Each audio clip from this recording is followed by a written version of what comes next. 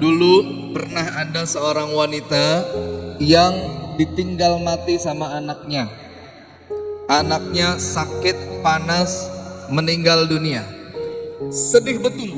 Apa sebab? Sebab dia tinggal di rumah itu hanya satu-satunya dengan putrinya tercinta itu. Hari itu Allah takdirkan putri tercintanya, keluarga satu-satunya wafat pulang ke rahmatullah. Sedih apa sedih kira-kira? Sedih betul. Kemudian semua orang datang, tetangga-tetangganya datang, teman-temannya datang menghibur ibu ini. Tapi ibu ini tidak pernah berhenti menangis, tidak pernah hilang rasa sedih dari hatinya karena lukanya sangat dalam. Apa kata ibu ini? Saya sepertinya perlu konsultasi sama seorang ulama. Maka datanglah dia menghadap ke seorang ulama. Ulama ini ditanya sama si ibu, "Ya Syekh, saya kehilangan putri saya tercinta. Sejak hari pertama putri saya meninggal sampai hari ini belum pernah sedetik saja saya berhenti menangis ya Syekh. Tolong berikan kepada saya nasihat agar saya bisa ikhlas, mengikhlaskan kepergian putriku tercinta itu ya Syekh." Apa kata Syekh? "Baik ibu, kalau begitu ibu pulang, masak masakan yang enak, undang tetangganya semua untuk datang di rumah." Maksudnya gimana Syekh? "Udah, laksanain saja." "Oh baik Syekh." Pulanglah si ibu ini, masak makanan yang paling nikmat, paling lezat, makanan yang belum pernah ia masak sebelumnya. Tetangga-tetangga diundang, teman-teman dikasih tahu disuruh datang. Sore hari mereka sudah datang. Kemudian sesuai dengan instruksi syekhnya, si ibu ini dipersilahkan untuk menawarkan makanan itu kepada semua yang hadir dengan syarat orang yang hadir boleh makan makanan ini, tapi orang itu tidak boleh orang yang sedang punya masalah. Ditunggu 1 jam, nggak ada yang makan, karena yang boleh makan hanya orang yang sedang tidak punya. Ditunggu 2 jam, tetap nggak ada yang makan. 3 jam, 4 jam nggak ada yang makan, nggak ada yang berani sentuh makanan sedikit pun. Akhirnya saat itu dia masuk ke dalam kamar, mengangkat tangan, "Ya Allah, malam hari ini saya ridho ya Allah, karena ternyata orang yang sedang punya masalah itu bukan cuma diri saya saja ya Allah. Ternyata kalau hari ini saya punya masalah, orang-orang yang datang, tetangga-tetangga saya, teman-teman saya, semua juga ternyata sedang punya masalah masing-masing. Buktinya mereka tidak ada yang menyentuh makanan yang saya buat ya Allah." Nah ini, kita juga suka begitu ibu-ibu. Punya masalah, rasa-rasanya kita doang yang punya masalah. Ya Allah, kayaknya saya doang yang menderita di muka bumi ini. Ya Allah, kayaknya saya doang yang paling sengsara di permukaan bumi ini. Ya Allah, kelihatannya orang mah bisa happy, jalan-jalan bahagia. Seolah-olah kita sendiri yang menderita.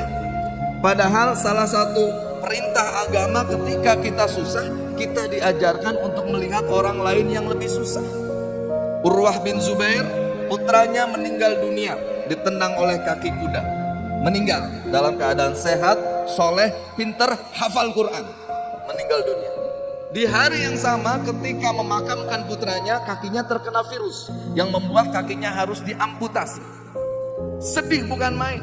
Tapi beliau kemudian menjalankan perintah agama, melihat orang yang lebih sedih. Mana orang yang lebih sedih? Ada orang datang, dia bilang, "Saya orang yang sangat kaya.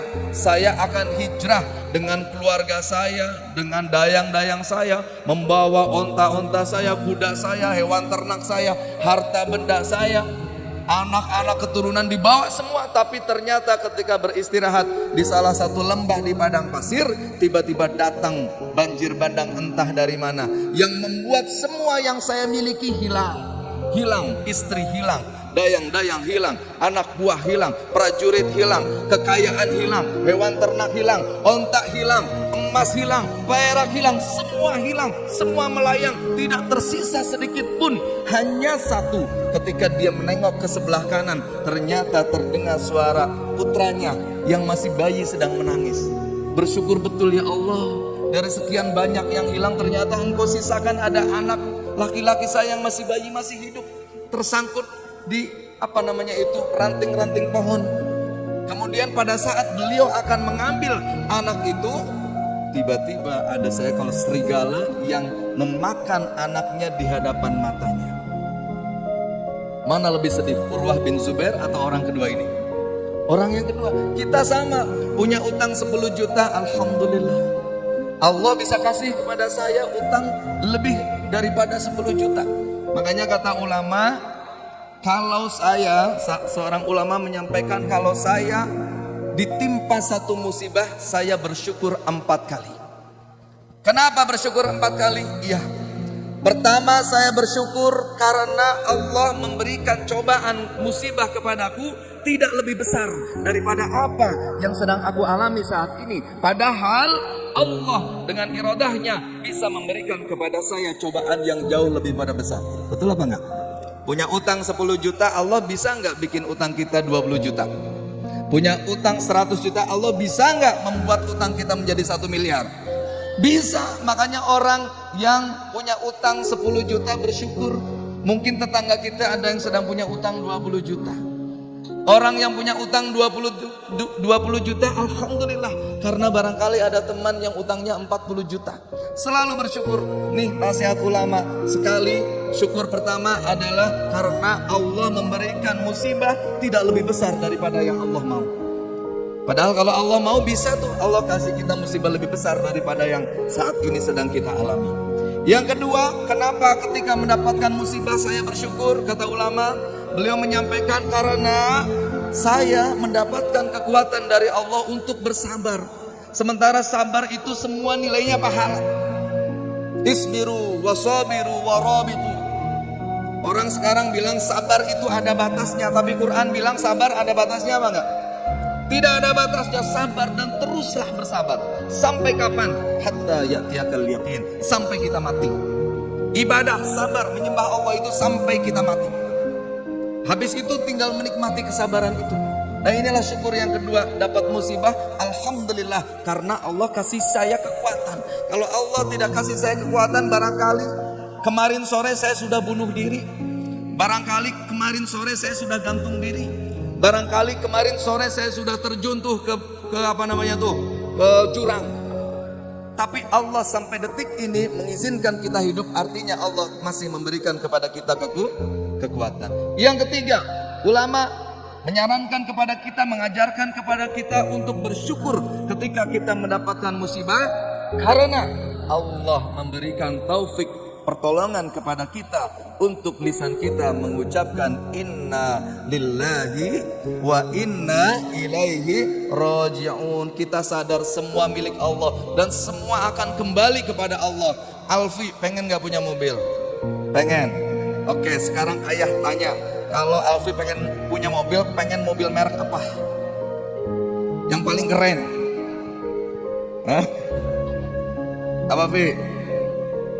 Hah? Rubicon, Wrangler Rubicon. Waduh, 1,5 miliar tuh. Amin.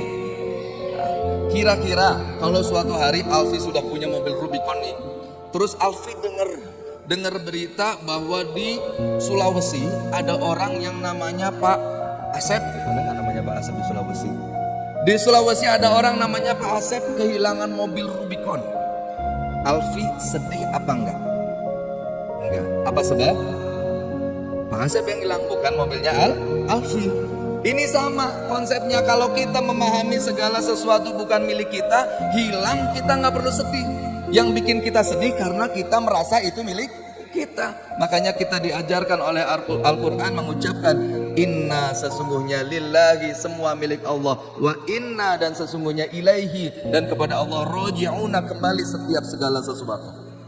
Kalau kita paham dengan konsep itu, kita mentalnya, akidahnya sama seperti tukang parkir. Mobilnya banyak, diambil kalau sore satu persatu, tapi tidak marah. Kenapa?